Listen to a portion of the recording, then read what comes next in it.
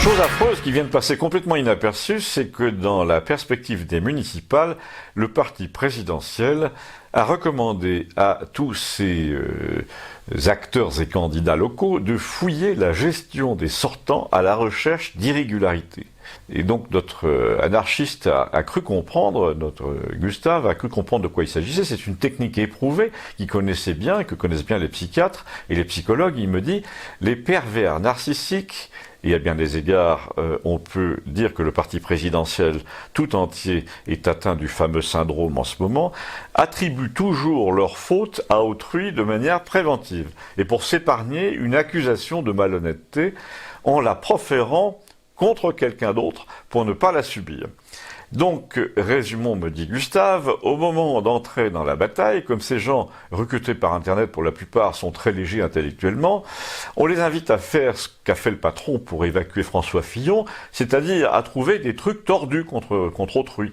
Manque de peau, ai-je répondu, depuis 2 ans, le nombre de trucs tordus, comme tu dis, qu'on peut leur trouver à eux, est tellement élevé qu'on se demande ce qui leur prend d'attirer l'attention sur ce genre de thème. Entre celles qui oublient de déclarer une maison et 3 appartements, celui qui case sa maîtresse, celui qui prend des décisions sur le transport maritime alors qu'il est marié à la fille d'un armateur, celui qui se fait faire un placard à 60 000 euros, celle qui prend des avions de la République pour aller voir un spectacle, mais qui ne va pas aux congrès internationaux pour lesquels elle est pourtant payée par l'État horriblement cher. Ça commence à bien faire, lui ai-je dit. On pourrait tous les clouer au pilori, alors il devrait la mettre en veilleuse à propos de la déontologie municipale. Alors là, me dit Gustave, tu n'as pas compris, c'est justement tout le culot de ces branleurs formés à la négociation selon les méthodes modernes. Ils attaquent sur les thèmes où ils sont les plus fragiles. Ils disent il faut de la rigueur, mais c'est justement parce qu'ils en manquent, eux. Le culot que tu mets à réclamer la vertu est une arme de guerre, véritablement, si toi-même tu as tous les vices. Regarde cet horrible Cahuzac, par exemple, qui glapissait contre ceux qui n'avaient pas de vertu fiscalement. Alors que le parti qui a couvert l'affaire Benalla, le parti de la commission parlementaire truquée, le parti de la corruption permanente, le parti des nominations douteuses, se mettent à recommander à ses ouailles d'insister sur le peu d'honnêteté de ses adversaires. Il y a 2 avantages. On arrive à saturer l'opinion sur le thème, c'est honteux, monsieur machin, maire sortant, a favorisé son beau-frère, ou on arrive à prouver qu'eux aussi sont dans la combine permanente, ils vont répondre, donc ces gens de l'AREM, ce n'est pas de la corruption, c'est de la négligence, la preuve, tout le monde le fait. Je te fais observer, me dit Gustave, que c'est exactement ce qu'ils ont essayé de faire pour dégommer les chefs de file des Gilets jaunes. La presse a tout de suite donné leur salaire, leur patrimoine. Dès le lendemain des manifestations, on a appris que l'un avait frappé sa femme 4 ans auparavant. Et tout ça, c'est des méthodes de fouille-merde, me dit Gustave, mais apparemment, ça s'apprend désormais à l'ENA. Alors je lui dis, ils vont pratiquer la même technique dans la moindre commune et tous les adversaires ne gagneront donc jamais. Eh bien si, me dit-il, parce que les gens maintenant ont compris que le fonctionnement des gens comme ça, il y en a plein leur entreprise par exemple, et ils ne peuvent plus les blairer. Ce parti est littéralement détesté par la population, le contexte municipal pour eux est le pire. La preuve, ils commencent à ôter leur étiquette prudemment, il y a une foule de gens qui ne votent pas, mais même les non-votants, deviennent dangereux pour ce genre de candidats. Ils balancent des ordures la nuit, par exemple, dans le jardin de ton pavillon. Du coup, ça commence à se savoir que ce sont des candidatures un peu fragiles, un peu risquées. Et je ne te parle pas de ta réputation. Après, tu es pratiquement obligé de déménager si tu n'as pas été élu. Ça ne m'étonnerait pas qu'il faille protéger les candidats de ce parti, même s'ils arrachent leur étiquette, contre les jets de tomates, ce qui n'est pas très bon signe, tu en conviendras. Et ce qui fait que les vocations risquent de se tarir au dernier moment. Tu me diras, le jet de tomates n'est pas très démocratique, eh bien je te répondrai, si, au fond, c'est même le premier degré de la démocratie. Il y a un moment où ce régime va se mettre à fonctionner comme un radio-crochet. Et c'est très démocratique par nature. Et c'est bien parti. Abonnez-vous, merci. Léon, notre bizarre visionnaire, notre devin, a une case en plus qui vient compenser celle qu'il a en moins, et il n'a jamais les idées de tout le monde, c'est le moins qu'on puisse dire, quel que soit le sujet. On ne peut pas attendre de lui un jugement qui rappelle quelque chose qu'on aurait entendu la veille à la télé. D'abord parce qu'il la regarde pas, ensuite parce qu'il réfléchit toujours à l'écart des autres de la foule. Et l'autre jour, il me disait, j'ai un ami à Villeneuve qui s'occupe d'enfants multirécidivistes, et il vient de comprendre un truc que j'ai toujours pensé, c'est qu'il faudrait mettre des jardins de 30 mètres carrés dans les prisons, des bibliothèques, des instruments de musique, des animaux de compagnie, et pas des PlayStation. Alors moi, immédiatement, je lui réponds sur un ton de café-théâtre. Dans le contexte actuel, les gens se plaignent déjà que les détenus aient Canal+ et 2 portables. Alors je me demande si le côté prison modèle avec moquette et tout le confort serait bien vu par l'opinion. Mais sans se démonter, il me dit, d'abord, ma solution ne concerne que les jeunes qu'on appelle irrécupérables. Tu les empêches de voir quiconque de leur entourage, sauf un professeur, aucun religieux non plus. S'ils ont envie de faire leur prière, eh bien ils n'en rendent témoin personne, ils font ça tout seuls et personne ne leur dit que faire, que dire et que penser. Et tu leur mets le marché en main, remise de peine si tu passes des examens chaque année, de licence par exemple, 2 ans en moins, mettons. Remise de peine si ton jardin est fertile et bien tenu, remise de peine si tu sais éduquer un chien d'aveugle, si tu apprends à jouer d'un instrument. Alors moi j'ai haussé les épaules avec quand même un peu de pitié en lui disant mais s'ils ont la fibre en cellule, qu'est-ce que tu veux faire ? Eh bien le contraire, pas de fibre, aucun réseau, aucun contact avec autre chose que le savoir par les livres ou par les vidéos d'apprentissage. Il faut que leur seule porte de sortie soit la connaissance, l'observation de la nature, la pratique d'un art. Ils voudront faire du rap, lui dis-je, mais tu n'as pas compris. Ils n'ont plus rien à vouloir. Ils n'auront qu'un seul choix, emprunter ou non la seule sortie qu'on leur désigne. Ils sont comme les chevaux qui n'ont qu'un seul moyen de sortir de leur box, c'est de se baisser. Eh bien, la plupart mettent 1 heure à comprendre et ils se baissent. Eh bien, la connaissance, c'est pareil, il faut se baisser. Et dès qu'on se laisse avoir par la connaissance, on devient un peu moins disponible pour tout ce qu'ils appellent faire des conneries. Alors je lui ai dit, tu supposes là qu'ils aient tous un QI acceptable et même supérieur comme dans les films, mais la vie n'est pas un film américain hélas. Non, me dit-il, même s'ils n'ont aucune intelligence, ils feront leur jardin ou ils dresseront un chat. L'essentiel est d'avoir un rapport direct avec le savoir, avec une compétence quelconque. Ça ne sera jamais direct, lui dis-je, il y aura leur famille, leurs amis, le parloir, etc.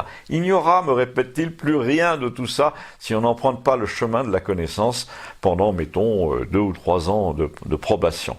On va te répondre, lui dis-je, qu'il n'y a rien de plus subjectif que la connaissance et que le savoir des uns n'est pas le savoir des autres. Il me dit, attends, si après 4 ans de prison, tu commences à jouer de la guitare comme Van Halen, c'est un savoir objectif, constatable, observable.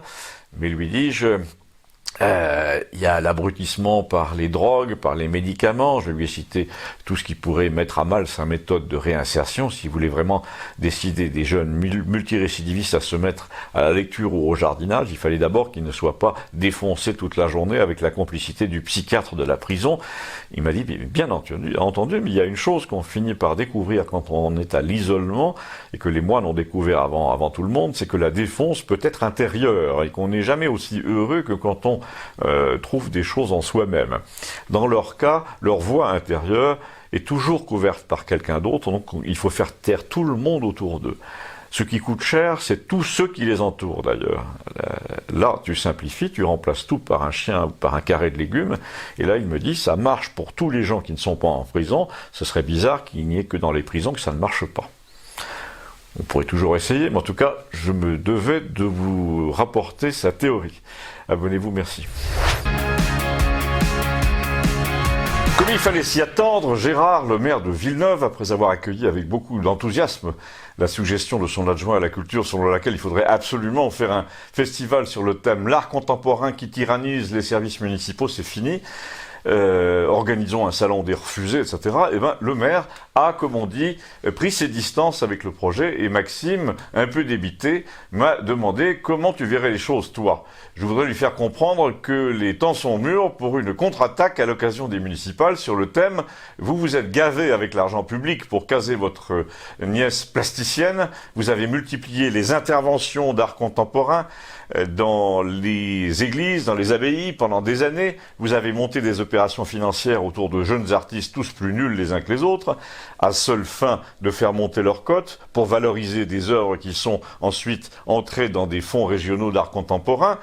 Et je ne parle pas du théâtre à couper au couteau qui est encore complètement prisonnier des marxistes de l'après-guerre, les disciples d'Antoine Vitez et les gens qui revisitent des textes classiques sans arrêt, ceux qui questionnent l'œuvre de Victor Hugo. Eh bien, je lui dis, qu'attends-tu de moi? Tu as tout dit, non? Mais non, il m'a dit, j'ai l'impression de dire tout ça d'une manière qui ne réveille pas les gens. Tu le tournerais comment, toi? Alors j'ai réfléchi un instant et j'ai dit, en tout cas un peu plus brutalement, c'est certain, il m'a dit, je t'écoute. Alors on était à la terrasse du café des Amis à Campagnol, il passait là des tracteurs, des enfants à vélo, dans le bruit de la fontaine, c'était l'été indien. J'ai dit à mon ami Maxime, il me semble qu'il faut commencer par énoncer un truc brutal du genre, ceux qui n'ont pas de talent essayent de nous faire croire qu'il suffit d'être moderne pour en avoir, mais c'est pas le cas. Alors je lui dis, si je renverse ces deux tables, par exemple, l'une contre l'autre, pour les planter devant la fontaine, en les entourant d'un cordon rouge en plastique, en disant que c'est de l'art, c'est peut-être moderne, mais c'est nul. Donc il faut dire aux gens, nous, on veut faire un festival où quand on enlève la couche de modernité, on regarde ce qui reste, et quand il reste rien, on n'en veut pas. On veut des théâtreux qui font entrer et sortir les personnages comme avant, comme dans Molière. On s'en fout de la forme, l'important c'est ce qu'ils disent. On veut des peintres qui n'exposent pas l'arrière de leur toile avec une explication en bas sur leur démarche. On veut des gens qui savent ce que c'est qu'une émotion. On veut de l'art à prix coûtant. Ça c'est important, c'est-à-dire un art où le créateur n'est pas payé 10 000 euros pour un seul euro investi. On veut que l'art soit une façon de faire, une façon d'être, une façon de voir, et pas une façon de se faire du pognon en quantité scandaleuse en prenant les impôts des gens qui ont du mal à gagner l'argent. Et c'est là, lui dis-je, que tu peux convaincre ton maire. À mon avis, on est là en ce moment à un tournant. C'est que l'art financé par la cité, par la municipalité, est devenu tellement n'importe quoi qu'il est un symptôme de tout le reste. Et que si on prend ce thème pour faire comprendre aux gens pourquoi on s'est foutu d'eux dans la gestion municipale, en général pendant 40 ans, tout domaine confondu, eh bien on peut les émouvoir et les mettre un peu en colère. Mais justement, me dit-il, à Villeneuve, ça fait des années qu'on traque les branleurs de l'art contemporain. C'est pourquoi le maire de Villeneuve lui dit, je devrais essayer de faire honte au pays tout entier en disant à tous ces artistes qu'on appelle du dimanche, non seulement ils vous ont chassé des musées, mais en plus ils vous réclament de l'argent pour y faire entrer leurs amis. Et là, lui dis-je, si tu remplaces le mot musée par le mot parlement, tu es en plein dans ce qui plairait à Gérard, et en plein dans ce qui nous affecte en ce moment. Alors il me dit, ouh là, tu as raison, tu peux me l'écrire tout ça? Je dis, c'est fait, d'ailleurs je vais en faire une chronique, elle est là. Tu changes bien les noms, hein, il me dit. Oui, c'est promis. Abonnez-vous, merci. Alors tout est parti d'une lettre, une proposition commerciale que le maire de Villeneuve a reçue récemment et qui lui offrait, moyennant un forfait payable par Internet, de sous-traiter ses discours de remise de médailles, de monuments aux morts, d'éloges funèbres, d'anniversaire de la mort d'un tel, sans parler des discours programmes de politique locale. Alors il me confie ses réflexions, il me dit, au début je me suis dit, pourquoi pas, je ne dépense jamais rien en budget communication de la mairie, et donc il me raconte, je décide de répondre à cette offre gratuite en demandant à cette équipe de jeunes gens basés à Toulouse, tous plus ou moins avocats, licenciés en lettres, etc., ou sortant d'une école de journalisme, de me pondre un feuillet test, sur un thème que je leur fournis, qui était l'inauguration de l'EHPAD rénové du quartier de la Combe chez nous. Et je leur envoie les faits et les dates qu'il fallait savoir, et là je reçois 2 jours après un texte invraisemblable, truffé de ces expressions du genre cerise sur le gâteau, des trucs lus et entendus 20 fois, 100 fois, et qui rend le visionnage des journaux télévisés insupportable. Tu sais, le genre, ce serait vraiment un scénario catastrophe, ou bien si par hasard, sous le feu des critiques, le Conseil général venait à lever le pied sur un dossier qui, à bien des égards, apparaît comme la partie émergée de l'iceberg, etc. Après la descente aux enfers de l'année 2018, les élus sont incités à revoir leur copie. Bref, un cliché par ligne. À un moment, je me suis demandé, si le texte en question n'était pas un contre-exemple, un condensé de ce qu'ils voulaient éviter dans leur livraison aux mairies, mais pas du tout. Ils présentaient le truc comme une ébauche de discours. Donc je leur ai écrit à mon tour quelque chose du genre « Il manquait à votre texte 2 ou 3 expressions comme « faire monter les enchères » ou bien « ne connais pas la crise, mais je ne manquerai pas de revenir vers vous quand mon brouillon sera dans les tuyaux ». Ils ont visiblement pas compris la plaisanterie et l'allusion, et c'est là qu'il me dit, toi comme écrivain, tu m'écrirais bien un discours ou deux, non? Et c'est là que je me suis souvenu d'une observation de Gustave le bouquiniste de Campagnol, qui lit à peu près tout, et qui m'a dit, mais le pire, c'est que les gens maintenant ont tendance à préférer le langage qui leur ressemble, celui qui ressemble au leur. Et comme tout le monde désormais dit, le gouvernement est attendu au tournant, cette réforme est un serpent de mer, etc., eh bien, maintenant dans les livres, on trouve la même chose, par exemple dans ceux de Musso, parce que ça se vend mieux. Et je me souviens même de ce que je lui ai répondu, je lui ai raconté, c'est authentique, que pour gagner un peu plus, comme auteur, les années où mes finances n'étaient pas très fortes, je traduisais pour Flammarion, je crois, des romans américains, et une de mes traductions commençait par un jet privé dont les réacteurs se mettaient à hurler sur la piste. Et la fille de 24 ans, qui supervisait les traductions du service policier, a corrigé en écrivant que les réacteurs se mettaient à vrombir. Et non seulement ça, mais elle a écrit vrombrir, comme dans la chanson de Charles Trenet. Alors je lui ai expliqué, outre cette erreur d'orthographe, que vrombir était un mot forgé par l'imitation d'un moteur à explosion avec des pistons ou d'un bourdon, mais que les réacteurs, eux, produisaient un son continu. Et dans la marge du manuscrit, cette fille, qui aimait bien avoir raison, ce qui est très fréquent dans les maisons d'édition, m'a fait observer que les lecteurs n'entraient pas dans de telles subtilités. Alors j'ai suggéré à mon ami Gérard, là, qui allait inaugurer le nouvel EHPAD, de faire un discours aux pensionnaires, tous plus ou moins du même âge, d'une autre hélas, en disant « Je suis content de pouvoir vous parler le français dans lequel nous avons tous été élevés. Par exemple, nous ne disons pas nous faire un emprunt, nous le contractons. Nous ne faisons pas une lettre, nous l'écrivons. Nous ne faisons pas des excuses, nous les présentons. Je propose donc que nous baptisions secrètement l'EHPAD Lacombe, un maquis linguistique. À partir de cette inauguration, nous serons des maquisards du français correct, des résistants des FFI du langage. » Le pire, c'est qu'il l'a fait, il a dit ce discours, et les pensionnaires ont compris cet humour et l'ont applaudi, les larmes aux yeux littéralement. Bon, évidemment, c'est moi qui l'ai écrit, ce fameux discours. Abonnez-vous, merci.